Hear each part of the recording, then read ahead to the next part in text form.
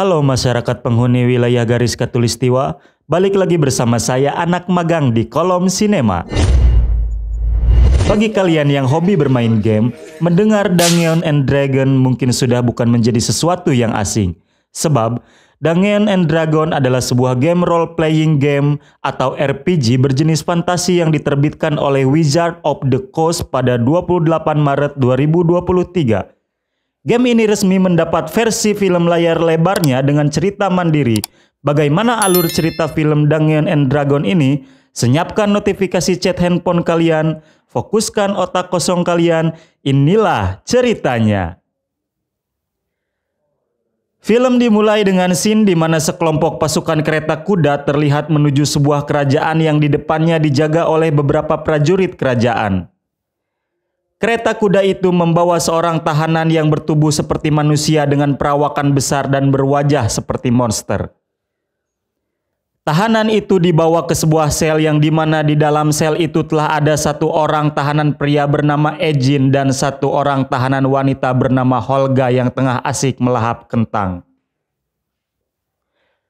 Melihat sudah ada tahanan yang lebih dulu mendiami sel itu di mana salah seorangnya adalah wanita, membuat tahanan bertubuh besar itu kaget dan tertarik terhadap Holga dan menggodanya. Sebenarnya, Ejin sudah lebih dulu mengingatkan bahwa bukan ide yang bagus jika menggoda Holga. Namun sang tahanan bertubuh besar itu tak mendengarkannya. Alhasil, bukannya tergoda, Holga dengan cekatan langsung menghajar tahanan yang baru masuk itu hingga terkapar dan tak sadarkan diri. Hari itu diceritakan bahwa Holga dan Ejin tengah menjalani hari terakhirnya di dalam penjara karena esok harinya akan diadakan Dewan Pembebasan Bersyarat. Apalagi di Dewan Pembebasan Bersyarat itu akan hadir Jarnatan yang merupakan seorang Aara Kochra. Jarnatan adalah seorang makhluk yang menyerupai burung elang dan dikenal sebagai seorang pengadil yang bijak. Scene berpindah di sebuah persidangan otoritas aliansi penguasa yang tengah melaksanakan Dewan Pembebasan Bersyarat untuk memutuskan berhak atau tidaknya Ejin dan Holga mendapat pembebasan lebih awal. Dari scene tersebut, diketahui juga bahwa kejahatan yang telah dilakukan Ejin dan Holga 2 tahun lalu adalah pencurian besar-besaran dan penipuan. Namun, Ejin meminta jika persidangan sebaiknya ditunda karena Jarnatan belum muncul di ruangan. Tapi pendapat Ejin tidak diterima oleh otoritas aliansi penguasa dan meminta Ejin untuk meneruskan pembelaannya. Dulu, Ejin adalah seorang anggota faksi Harper, kelompok mata-mata yang mendedikasikan dirinya untuk melawan tirani kekuasaan dan membela kaum yang tertindas tanpa mengharapkan imbalan. Ia mendapat dukungan penuh dari keluarganya dan dari istri tercintanya bernama Jia. Sepak terjangnya ketika menjadi anggota faksi Harper juga tak main-main. Ia mampu membawa penyihir merah Tayan untuk diadili. Hingga suatu waktu, Ejin dan Jia memiliki seorang putri bernama Kira. Meskipun hidup dengan sederhana dan ala kadarnya, tetapi keluarga Ejin hidup bahagia atas nama cinta. Menjadi anggota Harper tentu memiliki banyak resiko bagi Ejin, termasuk memiliki banyak musuh yang sewaktu-waktu bisa menangkapnya. Benar saja, ketika tengah berjalan malam hari, ia melihat kelompok musuhnya tengah menunggang kuda dan menuju ke rumahnya. Melihat hal itu, Ejin bergegas untuk pulang. Ketika sampai di rumah, ia mendapati Jia, istrinya telah terkapar dan sekarat. Namun Jia berhasil menyembunyikan Kira yang masih bayi di dalam sebuah lemari sehingga kelompok musuhnya tak membawa anak kesayangan mereka. Sayang seribu sayang, Ejin harus merelakan istri tercintanya meninggal dalam keadaan mengenaskan. Ia pun melakukan upacara pembakaran untuk istri tercintanya di bawah rintik hujan sambil menggendong Kira yang tak berhenti merengek. Sejak itu pula Ejin memutuskan untuk membatalkan sumpahnya menjadi seorang Harper.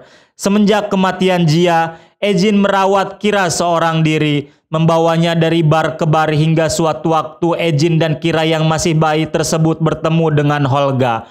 Holga merasa iba melihat Kira kecil harus hidup tanpa seorang ibu. Holga adalah wanita yang diusir dari sukunya karena jatuh cinta pada orang luar dan hidup dengan mandiri hingga membuatnya menjadi seorang wanita yang kuat dan tangguh.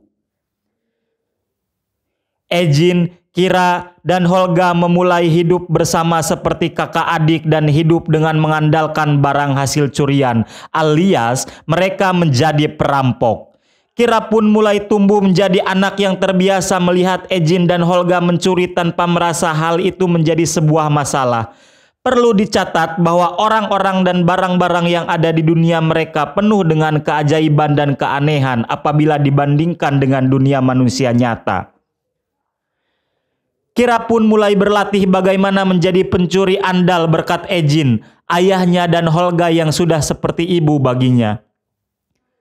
Mereka pun bertemu dengan Simon, seorang lelaki muda yang berprofesi sebagai penyihir payah dan Forge si penipu, hingga akhirnya mereka membuat kelompok pencuri mereka sendiri. Meskipun menjadi kelompok pencuri, Ejin menetapkan sebuah aturan di mana mereka sama sekali tak boleh melukai siapapun. Tapi semua berubah ketika mereka bertemu dengan seorang penyihir wanita bernama Sofina. Sofina adalah penyihir misterius yang latar belakangnya sulit untuk diketahui.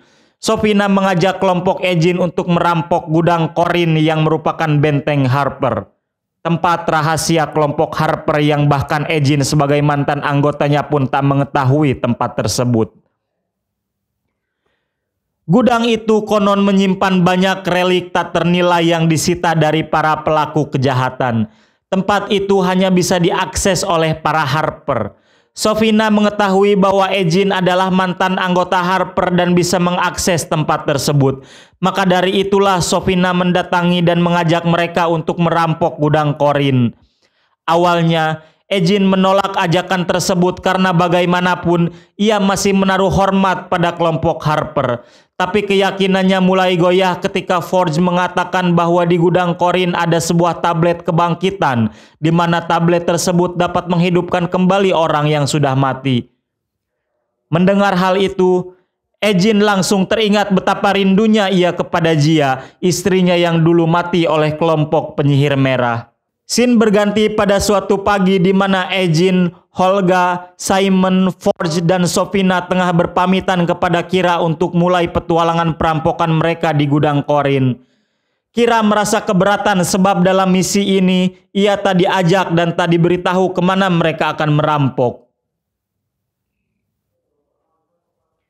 Ejin bersama kelompoknya pun akhirnya pergi menuju gudang Corin. Benar saja, gerbang gudang Corin dapat dengan mudah dibuka oleh telapak tangan Ejin yang merupakan mantan anggota Harper. Di dalam gudang itu terdapat banyak relik dan pandangan Ejin langsung mengarah pada tablet kebangkitan. Sementara Sofina terlihat memegang sebuah benda mirip cerobong berwarna merah. Masih tak diketahui apa sebenarnya yang diinginkan oleh Sofina. Ketika Harper mengambil tablet kebangkitan, tanpa sadar tablet itu sebenarnya terikat oleh benang tipis yang terputus ketika Ejin mengambil tablet tersebut. Benang yang putus itu adalah tanda bagi para penjaga gudang Corin apabila sewaktu-waktu ada penyusup. Sofina dengan sihirnya menghalau para Harper penjaga itu dan membuat mereka kesakitan. Itu adalah tindakan kekerasan pertama yang dilakukan oleh kelompok Harper dalam misi pencuriannya. Bukannya berhenti, Sofina malah mengeluarkan sihir time stop-nya, membuat waktu berhenti dan gelombangnya membuat Holga terperangkap. Disusul oleh Ejin yang juga terperangkap. Namun sebelum tubuh Ejin seluruhnya terperangkap gelombang time stop, Ejin berhasil melemparkan tablet kebangkitan pada Forge yang ada di hadapannya dan meminta Forge untuk menjaga anaknya Kira. Holga dan Ejin akhirnya ditangkap, sementara Forge, Simon, dan Sofina berhasil kabur dengan membawa tablet kebangkitan dan sebuah cerobong merah yang belum diketahui untuk apa. Scene kembali ke dalam ruangan sidang di mana Ejin nampak begitu menyesali perbuatannya dan malah membuat dirinya jauh dari Kira. Sementara Holga tanpa sepatah kata pun dan masih asik menyantap kentang. Jarnatan yang sudah ditunggu lama pun baru saja datang dari balik pintu. Bukannya mendengar pembelaan Jarnatan, Ejin dan Holga malah mendorong Jarnatan yang berperawakan seekor burung elang itu ke jendela dan membuat mereka bertiga terlempar dari menara tinggi tempat persidangan itu diadakan. Jarnatan yang kaget terlihat kesulitan mengendalikan sayapnya, hingga akhirnya mereka bertiga terlempar keluar penjara dan mendarat di hamparan salju. Jarnatan tak sadarkan diri, sementara Ejin dan Holga meneruskan pelarian mereka. Scene kembali beralih ketika Ejin dan Holga menyusuri padang salju, padang rumput, dan mencuri 2 ekor kuda dari pemukiman yang mereka lewati. Mereka berangkat menuju kediaman Ejin dan Jia yang sudah lama kosong. Di dalam lemari yang dulu disimpan oleh Jia untuk menyembunyikan Kira dari kelompok penyihir merah, terdapat sebuah biola yang mengingatkannya pada masa bahagia keluarganya.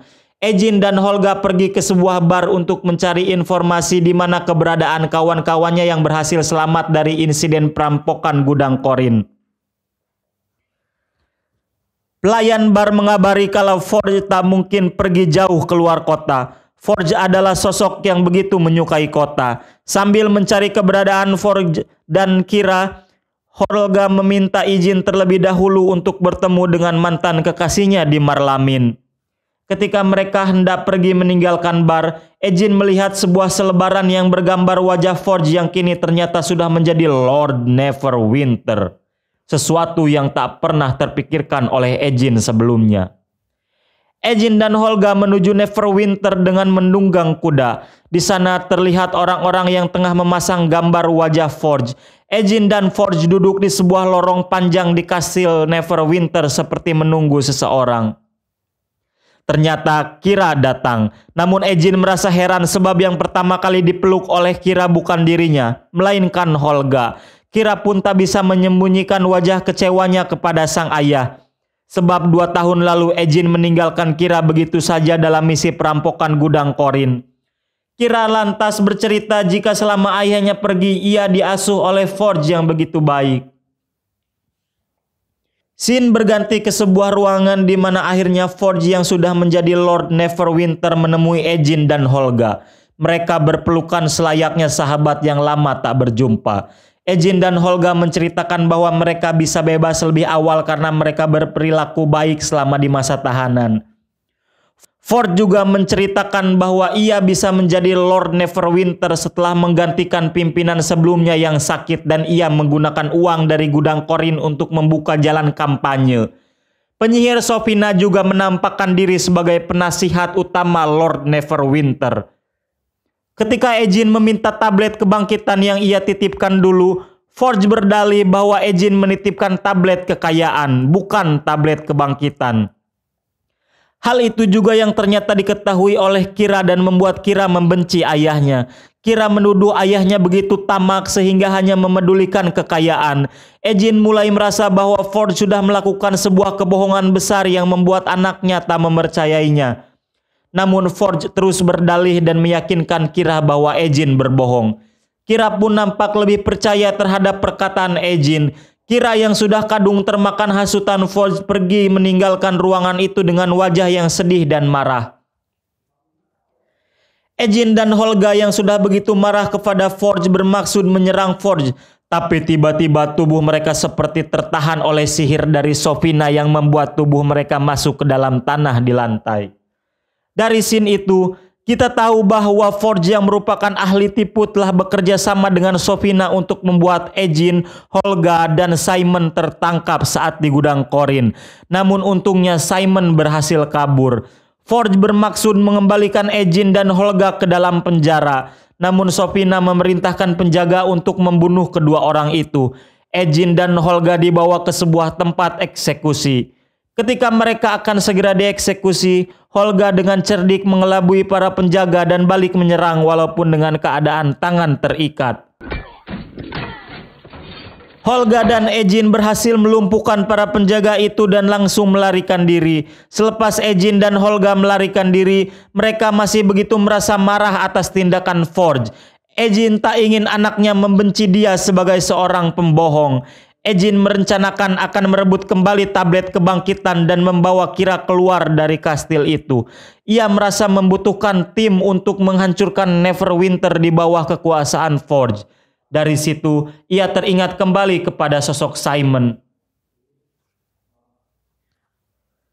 Scene kembali berpindah di mana Simon yang merupakan seorang penyihir tengah mengadakan sebuah pertunjukan. Mula-mula pertunjukan itu terlihat payah sampai seorang penonton mengatakan bahwa trik yang dipakai Simon bisa dilakukan anaknya yang berumur 5 tahun.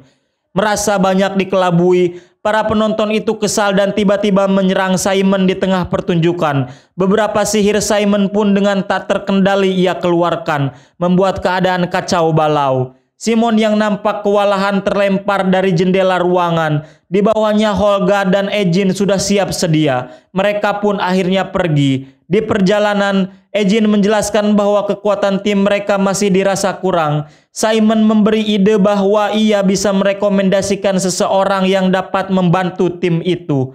Orang yang dimaksud adalah seorang Doric yang memiliki kekuatan bisa mengubah diri menjadi hewan apapun. Mereka menemui sang Doric di sebuah hutan di mana Doric tersebut tengah menyamar menjadi seekor kuda tunggangan pasukan Forge yang akan mengeksekusi seorang pemberontak.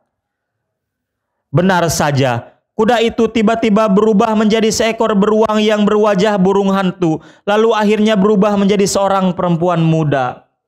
Ejin, Holga dan Simon langsung mengikuti Doric itu ke tempat tinggalnya yang berada jauh di tengah hutan dan tersembunyi. Mereka menjelaskan bahwa kedatangan mereka adalah untuk mengajak sang Doric menghancurkan tirani Neverwinter yang berada di bawah kekuasaan Forge. Mendengar halasan itu, Doric memberi kesempatan untuk mereka masuk ke tempat tinggal kaum Doric. Di sana juga diceritakan bahwa Forge telah menghancurkan wilayah kaum Doric dan memaksa mereka harus tinggal di tengah hutan sambil bersembunyi. Oleh sebab itulah, Doric menyetujui ajakan dari Ejin. Di tempat lain, penyihir Sofina tengah memegang cerobong merah yang dulu ia ambil dari gudang Korin. Ia juga tengah berbicara dengan sosok Skaztam, guru dari Sofina yang juga merupakan penyihir merah. Sebenarnya, Sofina lah yang menguasai Neverwinter dan mengendalikan Forge dengan menyamar sebagai penasihat utama. Doric yang menyamar menjadi seekor serangga sudah mulai melakukan tugasnya untuk masuk dan mengintai ke kastil Neverwinter. Tapi hal itu disadari oleh Sofina. Doric yang merasa terancam berusaha menyelamatkan diri dari serangan Sofina. Ia mengubah dirinya menjadi seekor tikus dan berlari di antara kejaran para prajurit kastil. Tak sampai situ, ia mengubah dirinya juga menjadi seekor burung. Namun kejaran tak berhenti. Ratusan anak panah berusaha menghujam tubuhnya hingga membuat ia terjatuh ke cerobong asap kastil. Ia kembali mengubah dirinya menjadi seekor rusa yang lincah dan akhirnya bisa keluar dari kastil itu dengan selamat. Scene berpindah di mana kelompok Ejin sampai di wilayah Marlamin. Holga ingin menemui mantan kekasihnya yang membuat ia diusir dari kelompoknya dulu. Namun hal itu malah membuat semuanya terjawab. Mantan kekasihnya yang merupakan manusia dengan ukuran kecil itu telah menjalin hubungan baru dengan seorang perempuan. Holga sebenarnya sudah merasa ikhlas. Ia hanya butuh penjelasan dari mantan kekasihnya itu. Akhirnya Holga pun pergi bersama rombongannya dengan perasaan yang sudah lega. Masalah belum selesai. Untuk menembus pertahanan Neverwinter bukanlah sesuatu yang mudah, sebab Forge memiliki Sofina yang merupakan ahli sihir. Simon mengatakan bahwa sebenarnya ada satu cara, yakni dengan menggunakan helm disjunction. Helm yang mampu menonaktifkan semua sihir terdekat. Helm itu sudah hilang berabad-abad lalu. Ternyata penjaga helm itu adalah leluhur dari Holga yang pernah melawan sekte naga di Evermore. Sayangnya, helm itu hilang entah di mana. Hanya ada satu cara untuk mengetahuinya, yakni dengan bertanya kepada mayat yang dulu berperang dengan menggunakan sihir. Akhirnya mereka memutuskan untuk pergi ke Evermore dan menanyai mayat-mayat itu. Di Neverwinter, Sofina tengah menunggu kedatangan seorang kawannya dari kelompok penyihir merah dengan diikuti pasukan prajurit Neverwinter. Orang itu tiba-tiba menghabisi seluruh pasukan yang mengikutinya. Setelah menanyai mayat-mayat itu, Diperolehlah informasi bahwa helm disjunction dijaga oleh seorang Tayan yang punya tanda Skaztam. Orang Tayan itu adalah lelaki baik yang bernama Kang Yendar yang kabur dari Skaztam dan tinggal di pengasingan. Mereka akhirnya menemui Kang Yendar yang ternyata masih hidup selama ratusan tahun tanpa berubah sedikit pun. Kang Yendar dengan terbuka menyambut kedatangannya, termasuk memberi jalan untuk mengambil helm itu yang ia simpan di tengah hutan dan di bawah tanah. Tempat itu ternyata sebuah tempat mengerikan seperti neraka dan dijaga oleh seekor naga gemuk. Ketika mereka berhasil menemukan helm itu, pasukan penyihir merah telah menunggunya. Pertarungan kembali terjadi antara Kang Yendar dan pasukan penyihir merah. Dengan mudah saja Kang Yendar mengalahkan mereka. Di tengah pertempuran, naga penjaga yang memiliki tubuh gemuk itu bangkit dan mengejar mereka. Ketika mereka terjebak oleh kejaran naga, Simon mengeluarkan sihirnya dan membuat tempat itu runtuh. Mereka muncul dari bawah air laut. Kang Yendar yang merasa tugasnya telah selesai kembali pergi dengan gagah. Simon yang menjadi kunci satu-satunya bagaimana cara mengaktifkan helm itu nampak kebingungan. Ketika ia mencoba mengaktifkan helm itu, ia selalu gagal. Ketika ia mengenakannya, waktu seolah-olah berhenti untuk segala yang ada di sekitarnya dan ia bertemu dengan seorang lelaki tua yang terus menghalaunya untuk mengaktifkan helm itu. Simon merasa gagal sebab tak bisa melewati hadangan sang lelaki tua yang muncul ketika ia mengenakan helm.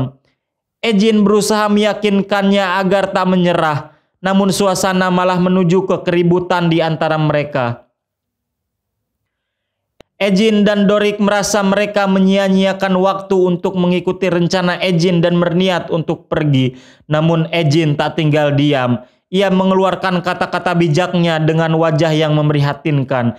Kawan-kawannya kembali luluh dan kembali bersepakat bahwa mereka akan sama-sama menghancurkan Forge. Mereka memikirkan rencana bagaimana masuk ke ruangan di Neverwinter. Mereka menemukan caranya, yakni memasang portal kemana saja di sebuah benda yang akan mereka selundupkan ke dalam lemari besi. Scene beralih ketika mereka mulai melakukan rencana penyelundupan. Ketika rencana nampak berhasil, Forge sebenarnya telah mengetahui rencana Ejin dan kawan-kawannya. Mereka berhasil ditertangkap. Forge bermaksud akan membunuh mereka, tapi Ejin melakukan lobby dengan menawarkan kelompoknya bertarung di arena permainan Higsan. Mau tak mau, mereka harus melaksanakan permainan itu yang taruhannya nyawa. Di arena Higsan, sihir tak berlaku sebab mereka dipasangi sebuah alat penangkal sihir di lengannya. Mereka memulai permainan labirin itu dan lari dari kejaran seekor macan kumbang besar.